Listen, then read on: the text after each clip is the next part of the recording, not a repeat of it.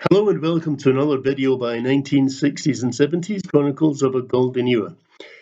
In this video, I'd like to talk about just one aspect of the education that was involved in the culture of the 1960s and 70s, the era of the youth social and cultural revolution, a paradigm shift which challenged establishment failings and establishment norms that made various types of inequity and attitudes towards humanity and towards the environment unacceptable to our generations.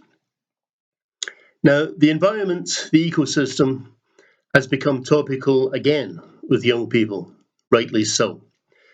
But I'd like to point out that our generations, the 1960s and 70s, were the first in modern times to raise the alarm about environmental issues in a widespread and popularist way.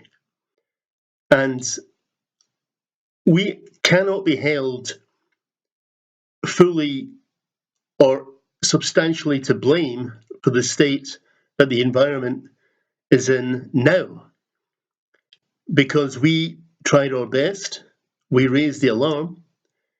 Part of our music and other culture was involved in describing the issues concerning the environment as well as other failings of the establishment. Now I'm going to describe just a few songs that were used to raise the environmental alarm. I'm going to have to keep this video short, so I'm going to rely on people to leave comments on the YouTube channel to give your own examples of this, to show how widespread the cultural concern was for the environment back in the 1960s and 70s. I'm going to start with a song that is one of the great environmental alarm-raising eco-warning songs. Great, especially because it got the message out to a massive audience, because it was a song by what was considered at the time to be a boy band aimed at a teenage audience, but all the better for it because of the reach that it had. I think you'll have guessed by now that the song I'm talking about is Crazy Horses by the Osmonds. A really, really great rock song with a really great eco message. And the great line, there they go, smoking up the sky. Crazy horses all got riders, and they're you and I. In other words, we're to blame, we have to find the solution. We have to stop using the technology, or at least cut back on using the technology and the polluting industry and everything else involved in destroying the environment. We've got to recognize that we're doing that and cut back our use of it or find another way.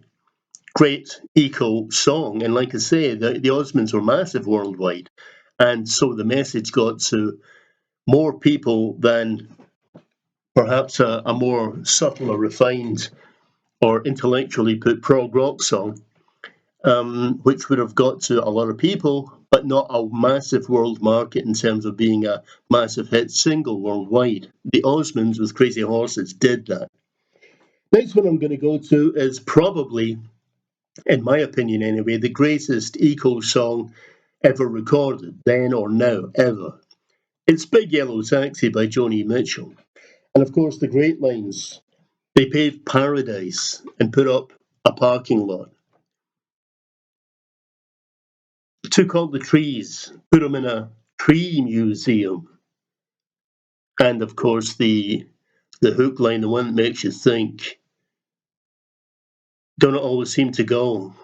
You don't know what you've got till it's gone. In other words, we take the environment, the trees, wildlife, forests, meadows for granted, and we'll only miss them, and we'll only realize what we had and the beauty of it if one day they're gone. Great line. Probably, I think, anyway, the greatest eco song ever recorded. Other example. This is an example of a song with less reach because it's an album track, from a big-selling album all the same, but particularly poignant for me. It's the Cat Stevens, now Yusuf Cat Stevens song, King of Trees from Buddha and the Chocolate Box. The track goes like this: you were the king of trees, keeper of the leaves. I loved you. Now they've come to cut you down.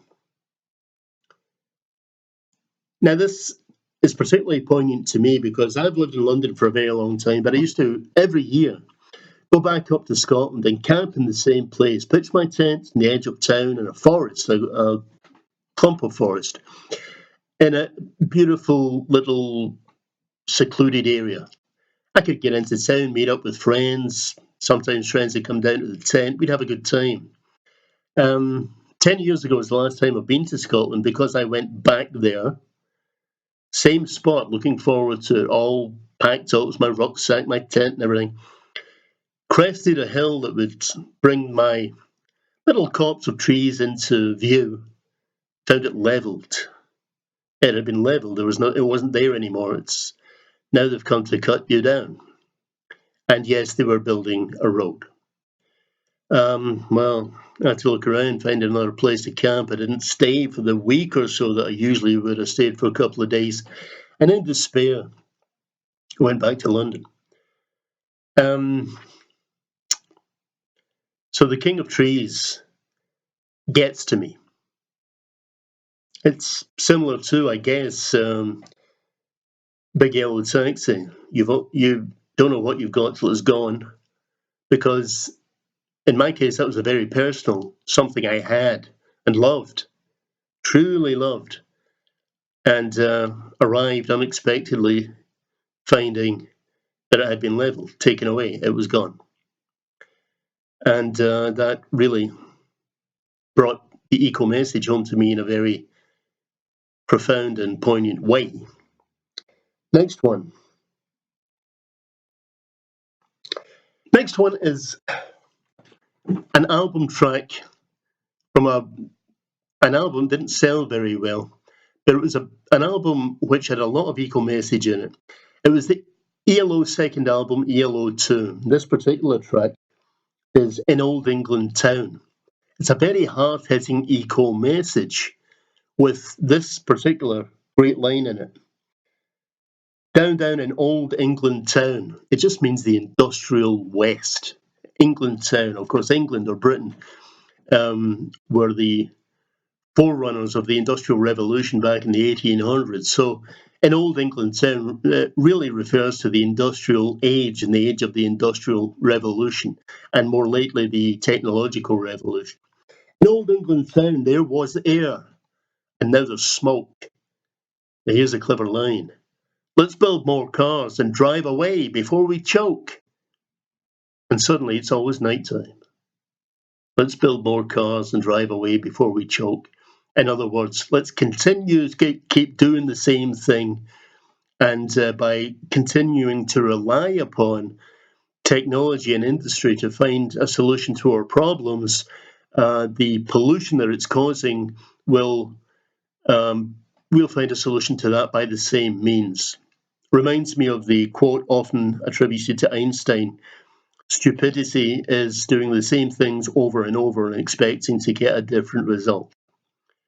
Great line. Unfortunately, that album didn't sell well, but between that track and another mammoth prog rock track on that album, From the Sun to the World, both great eco message tracks that I know well.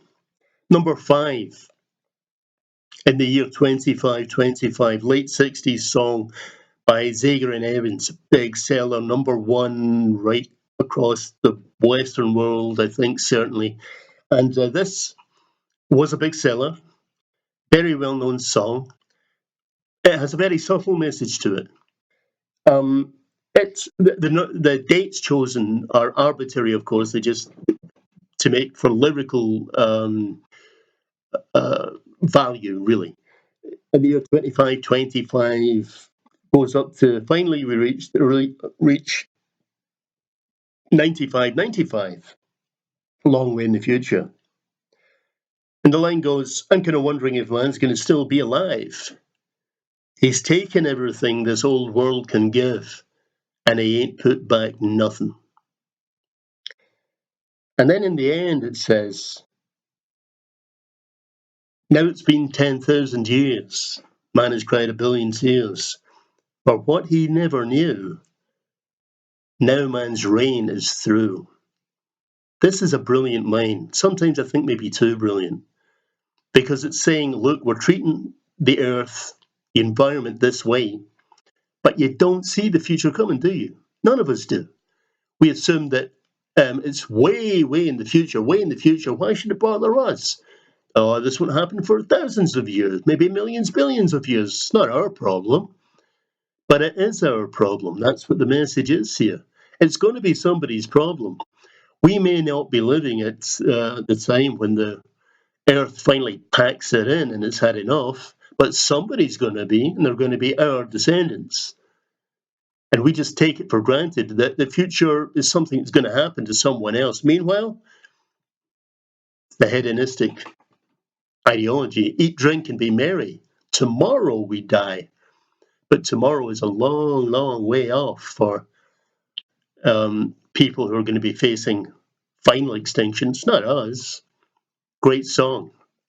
And I'd like to just tie that into the Bowie song, 5 Years, which brings it, bam, right home, right in front of our faces. This, again, it's an album track, so it didn't have as big a reach, but maybe it's a little too clever, a little too intellectual, because the song 5 Years describes an announcement on the media that the world, humanity, the earth has 5 years, not billions of years, not even thousands of years, 5 years, and kind of gets into the head of a particular individual and tries to view other people around in terms of how they're coping with the news that they have 5 years left. That's it, that's all for all of us, and how that affects people. It's a funny number, 5 years. If you said 5 minutes, there's no time to panic. If you said 5 days, even, there's no time to worry about it. 5 years, there's enough time to live and put it to the back of your minds. But it's still imminent. It's a very, very subtle and clever song, maybe too clever to get the message across. That there, somewhere down the line, there is going to be a 5 years, maybe a 5 minutes. Don't wait for that to happen. Do something now before an announcement comes and tells you it's too late.